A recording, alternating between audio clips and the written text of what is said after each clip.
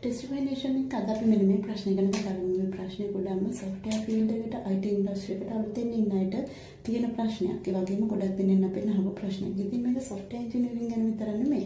QA, UI UX designer, DevOps engineer වගේ ඕනම job roll එකකට ගැලපෙන ප්‍රශ්නයක්.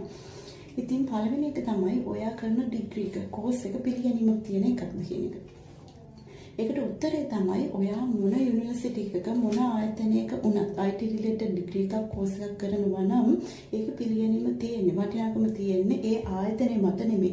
ඔයා ඒ ඩිග්‍රී එක පාවිච්චි කරන්නේ කොහොමද? ඔයා ඒක ඉගෙන ගත්තේ මොනවද? ඔයා ඒ ඩිග්‍රී එක ඔයාගේ ජීවිතේට වැදගත් උනේ කොහොමද? කැරියර් එකට වැදගත් උනේ කොහොමද කියන එකමත් තමයි ඒකේ පිළිගැනීම තීරණය වෙන්නේ. ඊළඟ ප්‍රශ්නේ තමයි ඇයි එහෙනම් සොෆ්ට්වෙයාර් ෆීල්ඩ් එකේ ජොබ් එකක් සෙට් වෙන්නේ නැත්තේ? ජොබ් අඩු කියන ප්‍රශ්නේ. ඒකට හේතුව තමයි සොෆ්ට්වෙයාර් ෆීල්ඩ් එකේ ඩිමාන්ඩ් එක ජොබ්ස් අඩු වෙලා නැහැ. ඒ වෙනස් වෙලා තියෙන එක්ස්පෙක්ටේෂන්. ඒ කියන්නේ සරලවම කිව්වොත් ඔයාගේ ස්කිල්ස්, ඔයාගේ කැමැත්ත, ඔයා කරලා තියෙන ප්‍රොජෙක්ට්ස්, ටීම් වර්ක් වගේ දේවල් ටිකක්.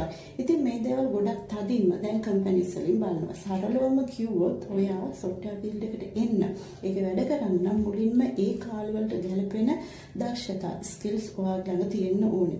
ඒ වගේම ට්‍රෙන්ඩින් අලුත් ටෙක්නොලොජිස් ඔයා දැනගෙන තියෙන්නම ඕනේ. ඊළඟට තමයි අනිවාර්යෙන්ම ඔයා මේ ෆීල්ඩ් එකට එන්න නම් මේකේ වැඩ කරන්න ආස කෙනෙක් වෙන්න ඕනේ. සැලෙන නිසාවත් වෙන හේතු නිසාවත් ඔයා මේ ෆීල්ඩ් එකේ වැඩ කරන්න කියලා හිතාගෙන ආවොත් ඔයාට මේකේ ගොඩක් කල් රැඳෙන්න අමාරුයි.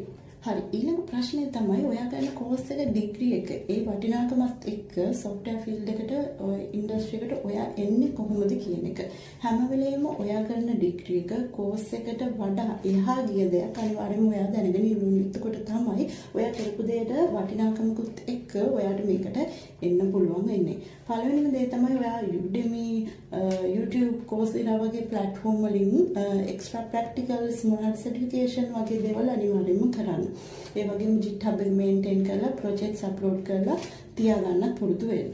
ඊළඟට තමයි ඔයාලට පුළුවන් නම් internship හොයාගන්න, freelancing වගේ දේවල් කරන්න, මොන හරි real experience ගන්න වැඩ කරන්න. අන්න ඒ වගේ දේවලුත් මෙතෙන්දි වැදගත් වෙනවා.